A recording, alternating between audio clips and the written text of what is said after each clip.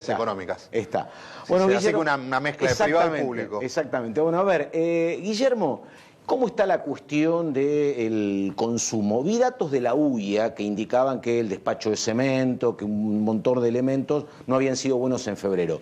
Pero tu tema más específico, supermercados, mercados más chicos, ¿cómo está el tema? Mira, ahí, Pato, creo que hay que distinguir hoy en el consumo tres grandes sectores, ¿no? Tenés algunos sectores que están creciendo muy fuerte. Por ejemplo, inmuebles, ¿sí? 70% en el bimestre, 80% en el mes de enero, un mercado que está a nivel exponencial, venía destruido de 4 años de cepo, ¿no?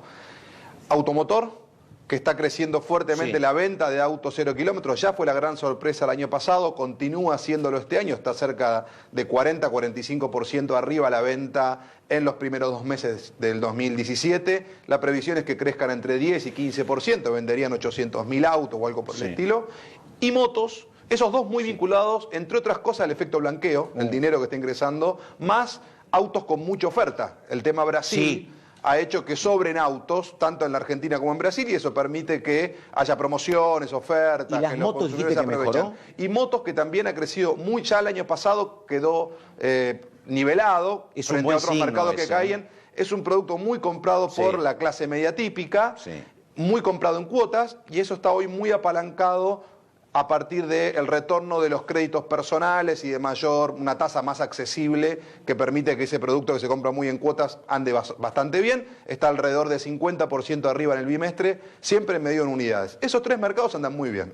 Después tenés otros sectores que siguen cayendo, pero menos que lo habían hecho el año pasado. Por ejemplo, fundamentalmente ahí tenés dos muy importantes, indumentaria y, muy hablado en todo este tiempo, electrodomésticos. Eso está entre 2 y 3% abajo indumentaria en los primeros 2 meses del año y entre 4 y 5 puntos abajo electrodomésticos, según la medición de pequeños comercios que hace CAME, según la medición que hace GfK de las grandes cadenas de electrodomésticos, que fueron las que primero se subieron a toda la modificación de precios transparentes. En febrero ya las grandes cadenas están 7 puntos arriba, medido en unidades. O sea que ahí tenés datos dispares. Uno podría decir en conjunto, son dos sectores que el año pasado electro cayó 14 e indumentaria cayó 8. O sea, habían caído fuerte, ya están cayendo menos que antes, pero obviamente todavía en retroceso. Y después tenés un sector muy importante, pesa por lo menos 30% del gasto de la familia, pesa casi 40-45% del gasto de las familias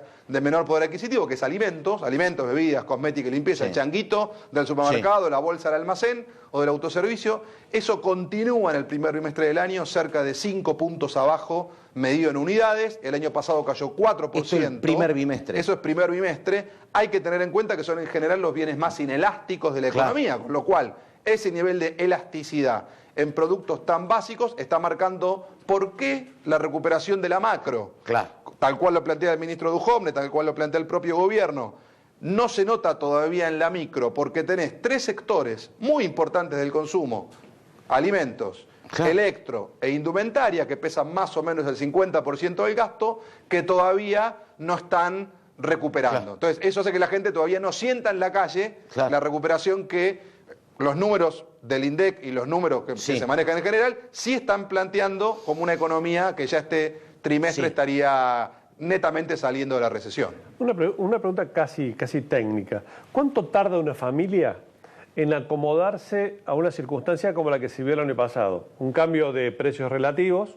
el ingreso como un componente importante, el pago de tarifas, y una inflación del 40% que está claramente por encima de las paritarias. Esto es, la gente perdió categóricamente frente a la inflación. ¿Cuánto tarda en configurarse nuevamente un presupuesto familiar y un nuevo esquema de consumo una vez asumida esa realidad? Mira, yo diría que ahí hay dos respuestas, ¿no? Depende fundamentalmente de cuál sea el modelo de política económica del gobierno.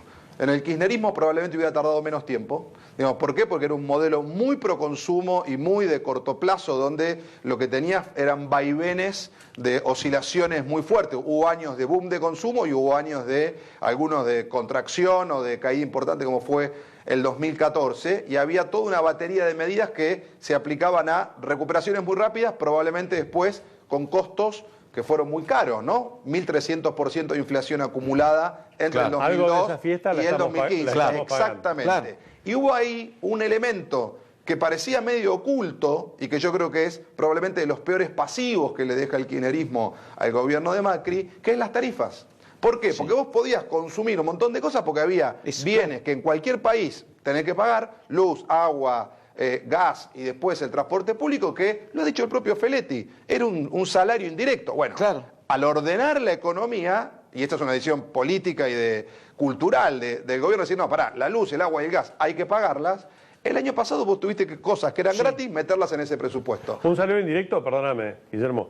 Carísimo, digamos. Un salario indirecto de que era beneficiario el 40% de la Argentina. Sí, solo en la ciudad, en la capital, el 60% la metropolitana. No, está claro. Pagaba. Entonces, ¿cuánto van a tardar las familias argentinas en reacomodarse a este nuevo escenario? Yo creo que por lo menos tenés, claramente el año que pasó, este año se van a empezar a reacomodar, pero no hay una previsión de que esté resuelto todo el problema del año pasado. ¿Por qué? Vos tuviste 7 puntos de pérdida de poder adquisitivo real en el año 2016 en el sector formal. Imagínate que el informal puede ser 10, 12. Bueno, exactamente. Tuviste pérdida de puestos de trabajo que se empiezan a recuperar ya fuerte en el segundo semestre, pero el neto da pérdida de puestos de trabajo. La previsión es que este año sea positivo ya la generación de empleo, por lo menos lo que está planteando el gobierno, y que yo lo que veo es que vas a tener 2, 3, 4 puntos de recuperación de poder adquisitivo. Es decir, no vas a resolver todo el problema del 2016.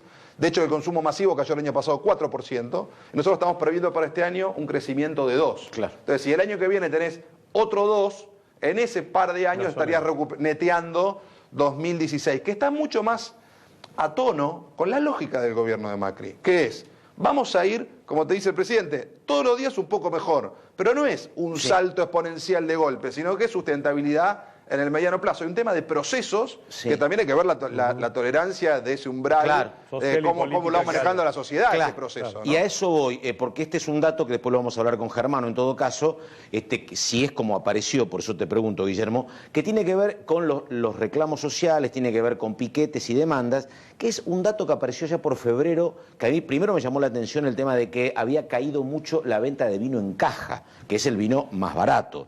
Y el otro dato que había caído el consumo de leche también. Tenía que ver la cuestión de la empresa Sancor, tenía que ver lo que pasaba con otras industrias, pero había caído el vino más económico y la venta de leche. Es el nivel social que mejor, me parece, necesita la leche, por lo menos, el sector social más humilde, digo. ¿Eso está corroborado? ¿Es así ese dato, Guillermo? Sí, mira, ahí tenés, Pato, dos cuestiones muy particulares, son dos mercados agroindustriales, digamos. El vino tuvo una cosecha muy mala, lo cual multiplicó mucho el precio de la uva y por lo tanto el vino en caja es el producto que más subió el precio en el último año. Claro. Muy por encima de la inflación, por un problema de falta de materia prima, y algo parecido pasó con los lácteos, que también tenía problemas momento, ¿no? Sí, pero muy poco. Digamos, en general es todo producción local, y después en los lácteos tuviste también el problema de las inundaciones del año pasado que generaron falta de materia prima. Ahora tenés adicionalmente el problema de Sancor, ¿no? Claro, entonces, exactamente. Bueno. Ahora, eso no quita que los bienes más básicos, tal cual vos planteás, hayan tenido, como yo decía antes, 4% de caída, con categorías lácteos promedio cayó 7%, bebidas cayó 7 u 8%, siempre me dieron unidades, sin inflación el año pasado.